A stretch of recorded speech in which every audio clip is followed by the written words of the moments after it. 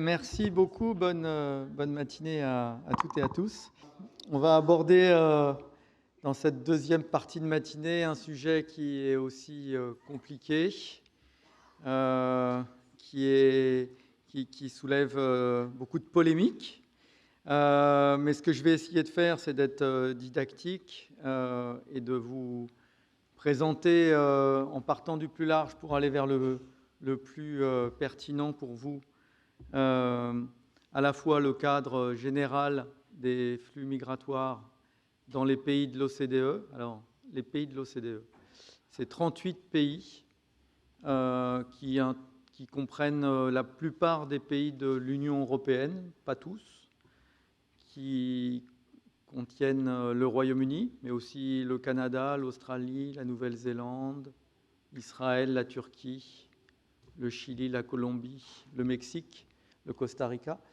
Donc, un ensemble de pays qu'on peut considérer comme plus riches ou plus développés.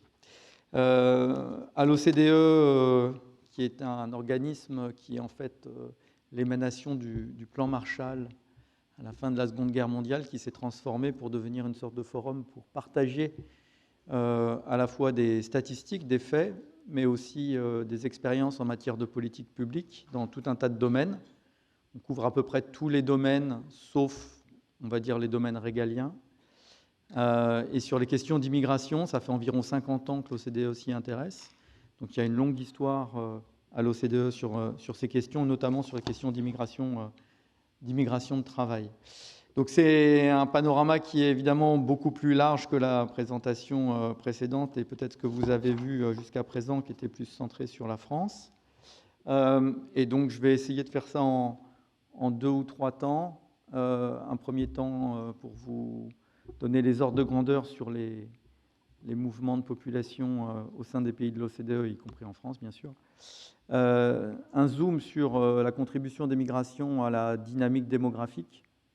Et enfin, peut-être ce qui est plus intéressant pour vous, plus pertinent, la question de la mobilité, de la migration dans le secteur de la santé, avec 2 éclairages assez différents sur les médecins, les infirmières d'une part, et sur les soins de longue durée d'autre part. Alors, le cadrage général, c'est des migrations qui sont en croissance dans le monde en général, même si en pourcentage de la population mondiale, on a toujours environ 3% de migrants dans le monde, c'est-à-dire des gens qui vivent dans un pays dans lequel ils ne sont pas nés. Ça a augmenté légèrement, mais c'est autour de 3% de la population mondiale, donc c'est une minorité de gens qui migrent. Mais effectivement, en nombre absolu, la population mondiale augmentant, c'est un nombre total qui s'accroît. Et vous le voyez sur ce graphique de gauche, on est passé entre 2000, 2001 et 2020, 2021, de 80 millions de migrants, donc encore une fois de gens qui sont nés dans un pays différent de leur pays de résidence, dans les pays de l'OCDE, à 140 millions. Là, on compte que les gens qui sont âgés de plus de 15 ans. Donc c'est une augmentation qui est assez sensible, qui est portée par certaines régions d'origine, on va dire. Il y a une baisse de l'immigration intra-OCDE, enfin de gens qui sont nés au sein de l'OCDE, notamment de la migration européenne qui était prépondérante dans les pays d'installation, États-Unis, Canada, jusqu'à il y a peu, mais qui a été progressivement supplantée par d'autres catégories de migration, l'Amérique latine pour l'Amérique du Nord, mais essentiellement, principalement l'Asie, dont la part, comme vous pouvez le voir sur la partie droite du graphique, est passée de 24% à 30%, donc dans des stocks, dans des effectifs totaux qui augmentent. L'Afrique, sur laquelle il y a souvent beaucoup de focalisation, et là c'est l'Afrique continentale, Afrique du Nord comme Afrique subsaharienne, elle représente une part assez faible en fait de ces flux, et surtout une part qui est plus faible que ce qu'elle représente dans la population mondiale. Il y a une légère augmentation de l'immigration africaine, mais elle est somme toute modeste. Ce qui n'est pas modeste, c'est l'augmentation de la part des immigrés dans la population des pays de l'OCDE. Alors il y a beaucoup d'informations, c'est un peu compliqué à lire. Dans la zone assurée, j'ai essayé d'avoir des choses qui soient comparables, c'est-à-dire les évolutions du pourcentage d'immigrés dans un certain nombre de pays de l'OCDE, avec des noms de pays en anglais. Bon, vous allez vous y retrouver, je suis sûr. Donc, entre 1990 et les dernières données disponibles, mais en réalité, ce graphique remonte le plus loin possible, et des fois jusqu'à la fin du 19e siècle aux États-Unis ou au début du 20e siècle pour d'autres pays. Ce que ça montre globalement, c'est que la part des immigrés a beaucoup augmenté dans la plupart des pays de l'OCDE, que la plupart, en fait, ça s'inscrit dans un phénomène plus global où quasiment tous les pays de l'OCDE, même ceux qui étaient des pays d'émigration il y a 30 ou 40 ans, le Mexique, la Turquie, l'Espagne, l'Irlande, sont tous venus des pays d'immigration, des pays de transit pour un certain nombre d'entre eux, mais aussi très largement des pays d'immigration. Et quand on regarde la part, cette évolution-là, sur les zones assurées, ce qu'on voit, c'est que dans beaucoup de pays, elle augmente sur 30 ans environ d'un facteur 2, c'est-à-dire la part des immigrés a doublé dans les 30 dernières années dans la population des pays de l'OCDE qui sont mentionnés ici. Mais pour certains pays, l'Espagne, c'est emblématique, puisqu'il y avait très peu d'immigrés au début des années 90. Ça a été multiplié par 16, donc ça a énormément augmenté. Mais il y a d'autres pays, notamment en Europe du Nord, en Finlande, où les effectifs sont encore relativement modestes, en dessous de 10%, mais où ça a beaucoup augmenté, multiplié par 7. Et en France, sur la période considérée, ça a augmenté de 50% sur les 30 dernières années, donc c'est une augmentation qui n'est pas négligeable. On est passé de 7,3% à la fin des années 80 à 11,3% pour la dernière statistique de l'INSEE. Alors, la définition là est un tout petit peu différente de celle des autres pays de l'OCDE, je vais y revenir. On regarde là les gens qui sont nés étrangers à l'étranger, c'est la définition de l'INSEE, c'est-à-dire qu'on n'inclut pas dans les immigrés les gens qui sont nés français à l'étranger, ce qui exclut dans ce calcul les rapatriés d'Algérie notamment, qui étaient très nombreux mais qui sont de moins en moins, mais surtout tous les enfants d'expatriés qui sont nés français à l'étranger. Donc, en tout cas, ça ne change pas la dynamique de la courbe, qui est une courbe en augmentation, mais en réalité en augmentation plus faible que dans les autres pays de l'OCDE. Alors, si on regarde ce que représente la population immigrée, et là c'est vraiment au sens comparable de l'OCDE dans tous les pays, en France et ailleurs, c'est 14% de la population française. Si je vous avais demandé, je suis sûr que vous auriez dit plus, je vais revenir là-dessus dans une seconde, mais ce qui est intéressant, c'est que c'est en plein milieu de la courbe. Alors il y a certes beaucoup de pays où c'est plus faible. Comme j'ai dit, certains pays d'immigration plus récente, les statistiques ne sont pas encore peut-être totalement révélatrices de l'ampleur des phénomènes. En Turquie, ça n'inclura pas ces statistiques, par exemple les 6 millions de Syriens qui sont en Turquie, les 5 millions maintenant. Pour le Mexique, il y a beaucoup de gens qui sont aussi en transit, ou en tout cas dans des situations de précarité qui ne sont pas forcément dans ces statistiques. Mais ce que ça montre pour la France, c'est qu'elle se retrouve plutôt au milieu, en dessous de la moyenne des pays de l'OCDE, et qu'en tout cas, elle est très largement inférieure à tout un tas de pays auxquels on aime bien se comparer. Par exemple, l'Allemagne, qui est quasiment à 20%. C'est plus faible, l'immigration en France qu'au Royaume-Uni. C'est aussi plus faible qu'en Belgique, très sensiblement, parce que c'est 20% à peu près en Belgique, 14% en France, donc 20% en Suède, en Autriche, en Irlande, et puis dans tous les pays d'installation qui sont sur la droite de cette courbe, où ça peut atteindre jusqu'à 50% dans le cas du Luxembourg, qui est un cas un peu particulier. En réalité, quand on interroge les gens en France sur le pourcentage d'immigrés qu'ils pensent qu'il y a dans la population, ils ne répondent pas du tout ni 11%, définition au sens de l'INSEE, ni 14%, si on inclut l'ensemble des gens qui sont nés à l'étranger. Ils ont plutôt tendance à répondre 26 à 28%. Et il s'avère que ce chiffre, c'est assez proche du chiffre qu'on a si on inclut tous les immigrés et tous les descendants d'immigrés, tous les personnes qui sont nées en France d'au moins un parent d'origine étrangère. On est à 28%. qu'en réalité, il y a une forme d'amalgame dans la perception de la migration, en France en particulier, entre les immigrés et leurs descendants. Et donc, de ce point de vue-là, la France n'est plus du tout en milieu de peloton ou en bas de peloton, elle est même au-dessus de la moyenne des pays de l'OCDE.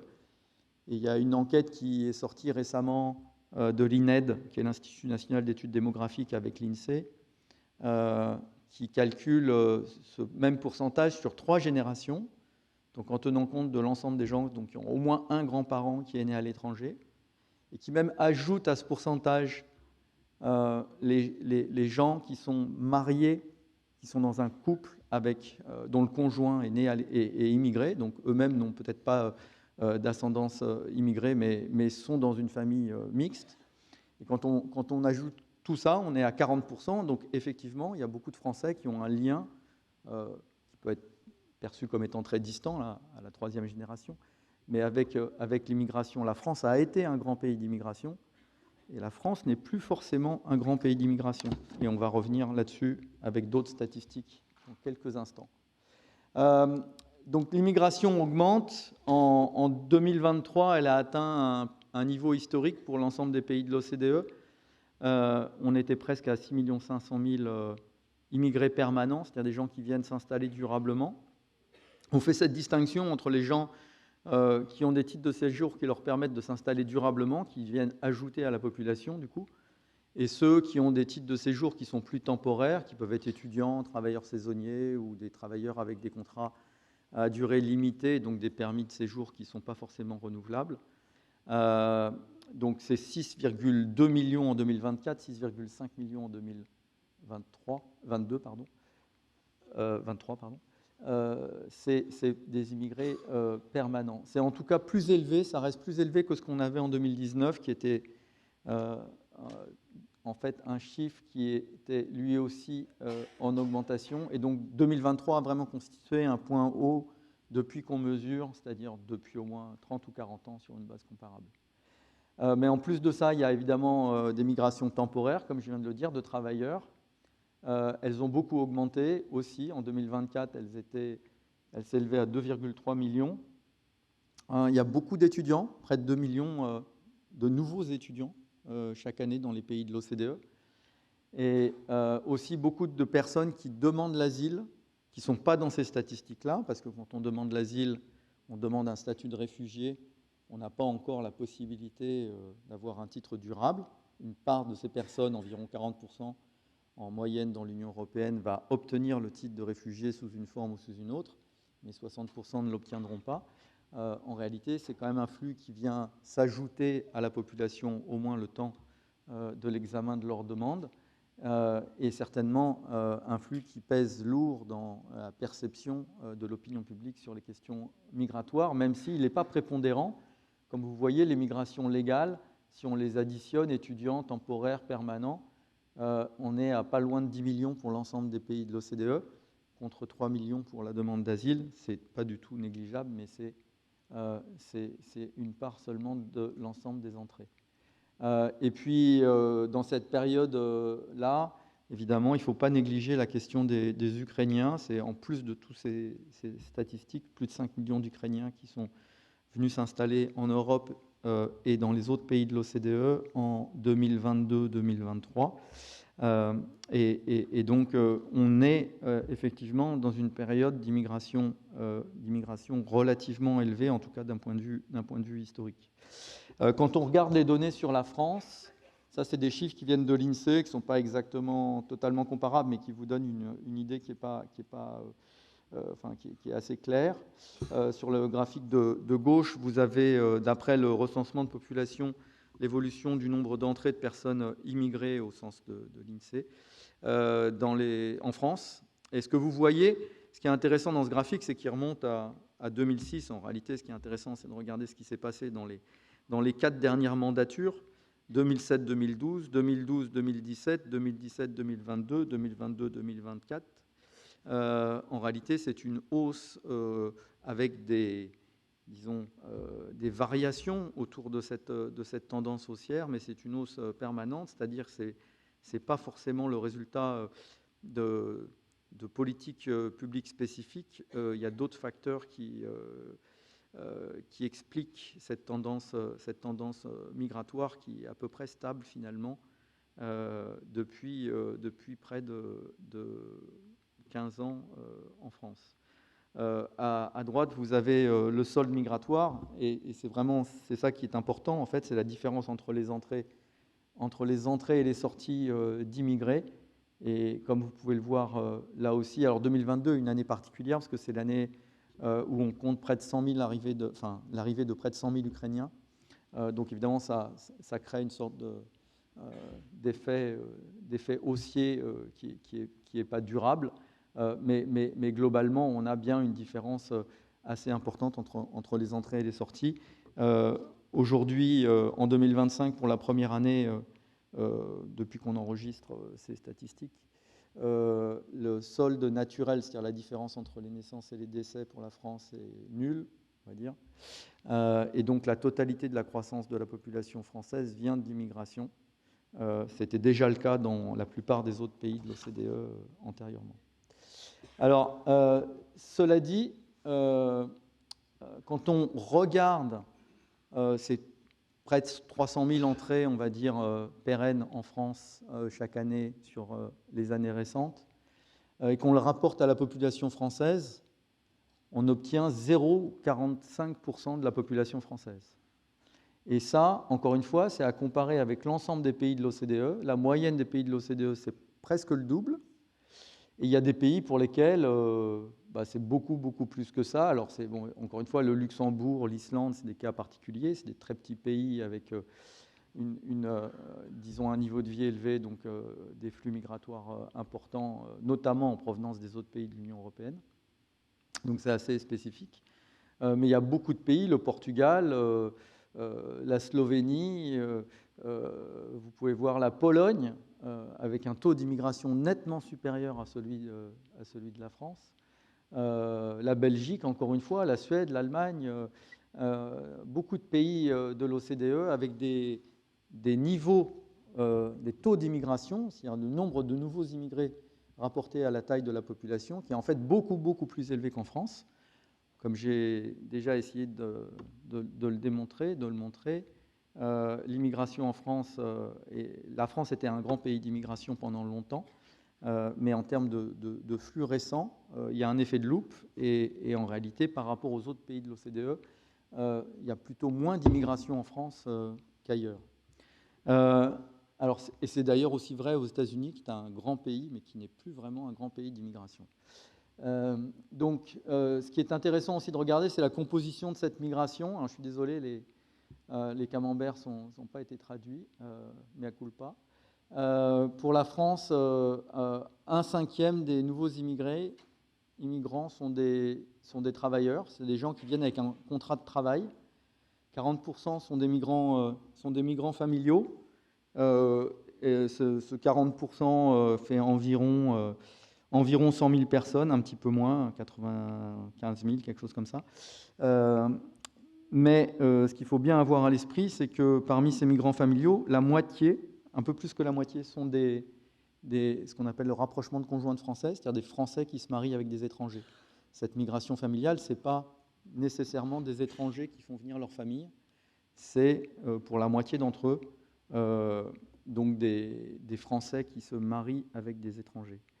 Donc, ce qui est intéressant de voir, c'est que si l'immigration familiale reste prépondérante en France, elle l'est moins elle est à peu près du même niveau, c'est 44%, 44% dans l'ensemble des pays de l'OCDE, mais ça l'est nettement moins, par exemple, qu'aux États-Unis, ou même qu'en Espagne, où c'est 48%. Aux États-Unis, c'est près de 75% de l'immigration qui est familiale. Cette idée que l'immigration en France est principalement familiale est aussi une idée fausse. Et cette idée que l'immigration de travail en France est très limitée est aussi une idée fausse, puisqu'elle fait 21%. Et en réalité, en moyenne, dans les pays de l'OCDE, c'est seulement 17%. Donc on parle de près de 60 000 travailleurs en 2024. Un tout petit peu moins, ça a baissé en 2025. On est à 51 000. C'est des chiffres qui sont à la fois non négligeables et pas si importants que ça, évidemment, au vu du marché du travail. Alors, quelle est la contribution de l'immigration à la croissance de la population, la croissance de la population active et de la population en général en France? Alors, sur le graphique de gauche, vous avez quelque chose qui n'a rien à voir avec la migration, mais qui est simplement l'évolution de la pyramide des âges française entre 91 et 2026. Ce qu'on peut y voir, évidemment, c'est ce que vous connaissez bien, le vieillissement de la population. L'évolution est assez frappante. Mais la raison pour laquelle je vous ai mis ça, c'est pour pouvoir le comparer au graphique de droite, qui est une projection démographique produite par l'INSEE de la population française avec deux hypothèses migratoires. Et en fait, je suis désolé, j'ai inversé les couleurs. Le bleu, c'est sans migration, avec le solde migratoire nul à chaque âge, en faisant l'hypothèse qu'il y a autant d'immigrés qui arrivent qui partent pour chaque groupe d'âge et par sexe. Et l'autre, c'est l'hypothèse centrale du scénario actuel de l'INSEE en termes de projection démographique, qui faisait l'hypothèse d'un solde migratoire de 80 000 personnes par an, et donc réparti par âge comme il faut. Et donc ça, en réalité, ça c'est la courbe qui est rouge et donc extérieure. Et comme ce graphique le montre, il y a une évolution qui est beaucoup plus modérée. Là, on est à l'horizon 2070. Donc dans les 50 prochaines années, 1991 étant environ 30 ans avant. Donc vous voyez que dans les 30 dernières années, il y a une évolution très très rapide de la pyramide des âges. Elle va continuer cette évolution, bien sûr, la population continue de vieillir, mais elle va être relativement plus modérée, et même dans une hypothèse où la migration serait le double de celle-là, ce qui est l'hypothèse actuelle en fait, de l'INSEE dans ses futures projections qui ne sont pas encore publiées, ce à quoi on peut s'attendre, c'est à ce que la migration, elle contribue essentiellement à ajouter de la population d'âge actif. Vous voyez, c'est en bas de la pyramide que ça gonfle. Mais évidemment, elle ajoute aussi, au bout d'un certain moment, de la population dans les âges plus avancés.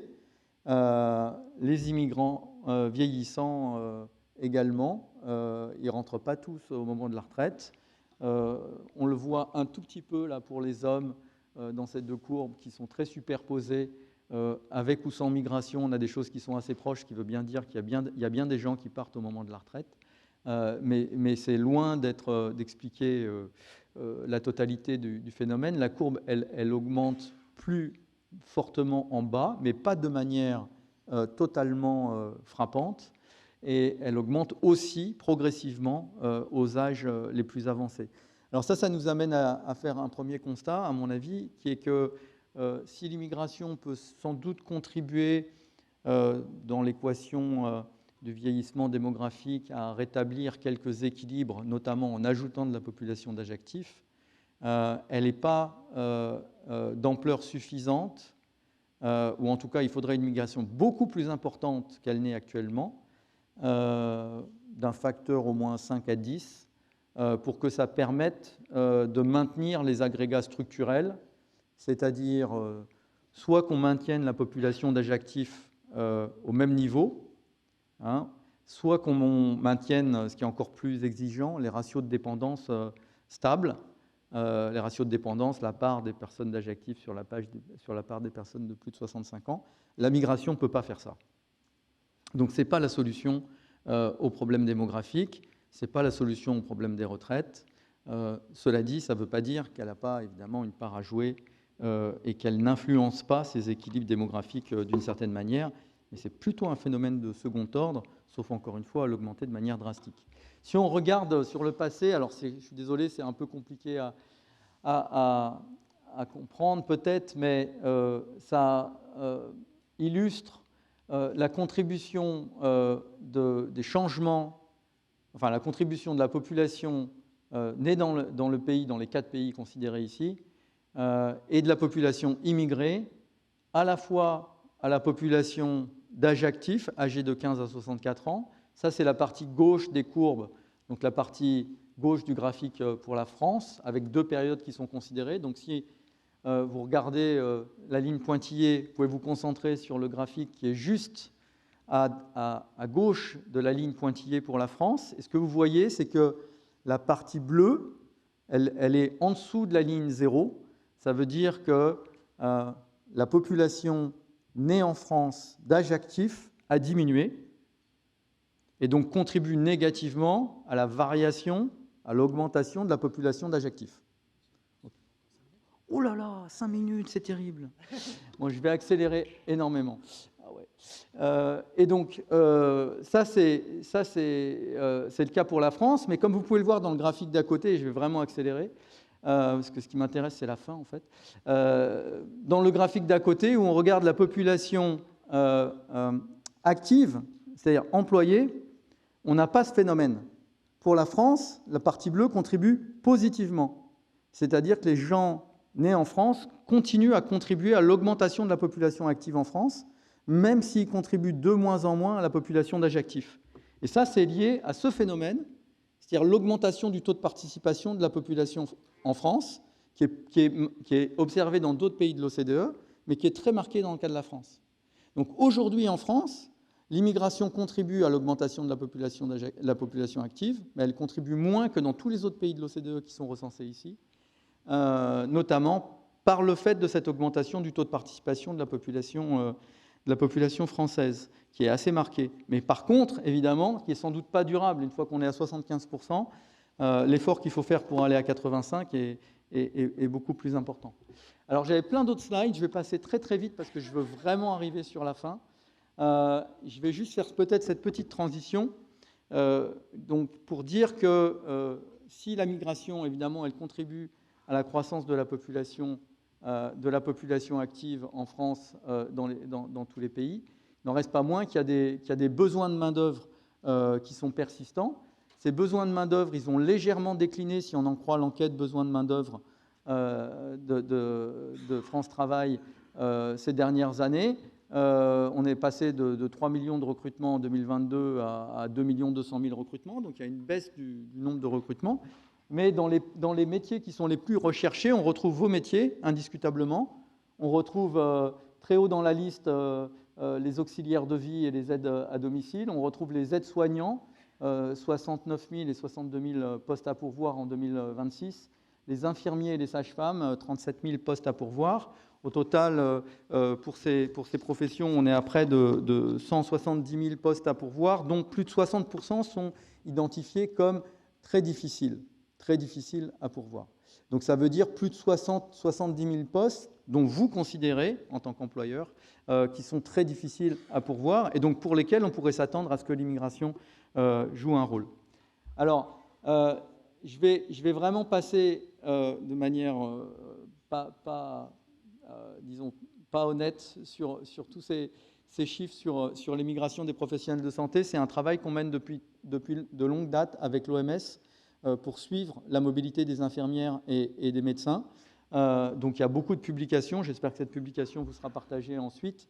Ce qu'on observe, c'est une augmentation de la proportion des immigrés parmi les médecins et parmi les infirmières dans les pays de l'OCDE, où on est passé pour les médecins nés à l'étranger de 21% à près de 28% au cours des 20 dernières années. La France, qui est à peu près au milieu de ce graphique, en réalité, comme pour mes constats précédents, a 18% de ces médecins qui sont nés à l'étranger. Et donc, c'est un peu plus que ce que les immigrés représentent dans la population française. J'ai dit 14% tout à l'heure, mais ce n'est pas énormément plus. Il y a d'autres pays, l'Australie, la Nouvelle-Zélande, le Royaume-Uni, l'Irlande, il y a près d'un médecin irlandais sur deux qui n'est pas né en Irlande. Donc il y a des pays qui sont extrêmement dépendants de la migration pour répondre à leurs besoins dans les personnels de santé, que ce soit des infirmières ou des médecins. C'est aussi le cas en France, mais dans une moindre mesure, et c'est nettement moins le cas en France pour les infirmières, parce qu'elles ne représentent que 6% de l'ensemble des infirmières qui exercent en France. Donc on a beaucoup de résultats là-dessus, beaucoup de travaux, et je vais aller très très vite parce que en réalité ce qui m'intéresse vraiment c'est la dernière partie.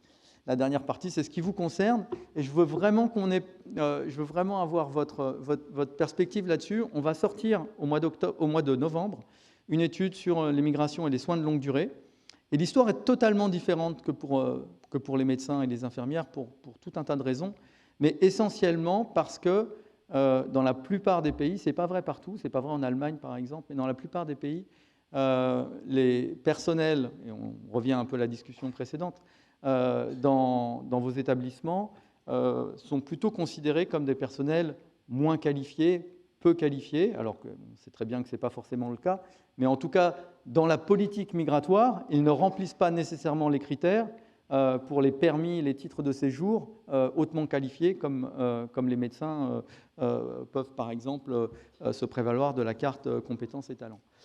Donc on a une situation particulière dans tous les pays de l'OCDE où on a une très forte augmentation de la demande de personnel dans le domaine des soins de longue durée, et on a souvent des politiques migratoires qui ne sont pas calibrées pour ça, pas adaptées pour ça, parce que ça impliquerait des politiques migratoires d'ampleur, voire pérennes, dans des secteurs peu qualifiés, et les pays de l'OCDE, France compris, n'ont pas nécessairement ces outils-là en place. En tout cas, on peut faire une petite nuance pour le cas de la France.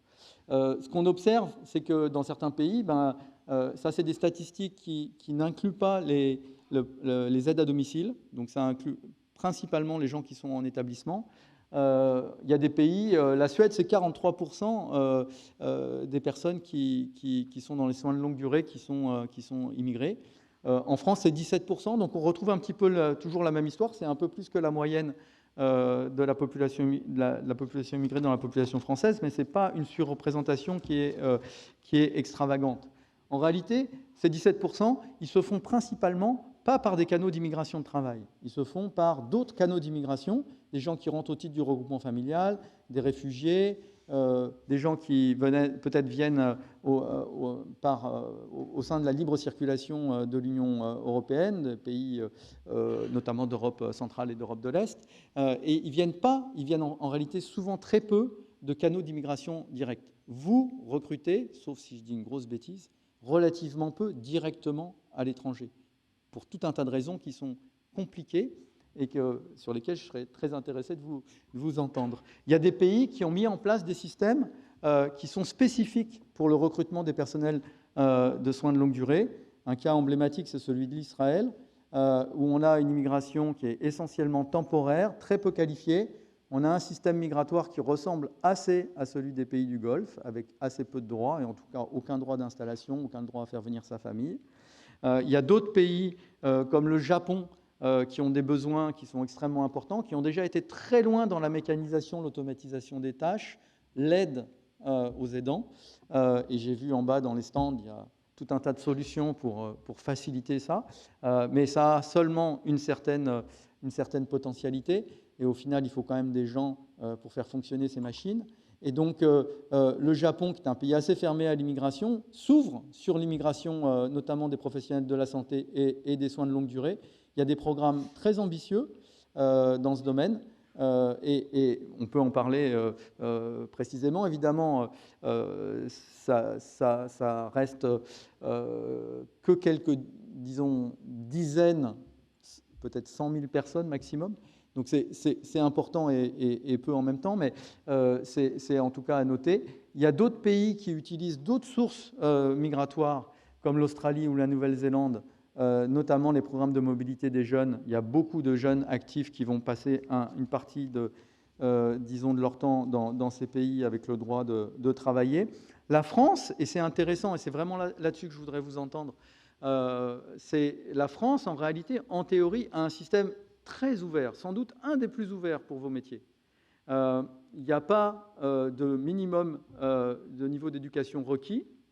N'importe qui a un contrat de travail qui respecte le droit du travail, c'est-à-dire rémunéré au minimum au SMIC et qui respecte les conventions collectives, en théorie peut avoir accès à un permis de travail. Il n'y a pas de limite numérique et vos métiers sont en grande partie maintenant dans la liste des métiers en tension, en tout cas tout un tas de régions. Ça veut dire qu'il n'y a plus besoin de faire un test du marché du travail pour obtenir un titre de séjour. Pour autant, les recrutements à l'étranger sont très limités. Donc, quelle est la raison pour ça et comment, en termes de politique publique, on peut améliorer les choses. Il y a, à mon avis, des raisons à ce blocage qui sont liées à des arbitrages qui sont extrêmement compliqués, je m'arrête là, extrêmement compliqués pour les entreprises. Donc voilà, je m'arrête sur ce slide et je serais ravi d'avoir votre retour, si ce n'est pas dans la session de questions-réponses, parce qu'on n'aura pas beaucoup de temps, pendant la pause déjeuner. Exactement. Merci beaucoup, Monsieur Dumont, pour votre intervention.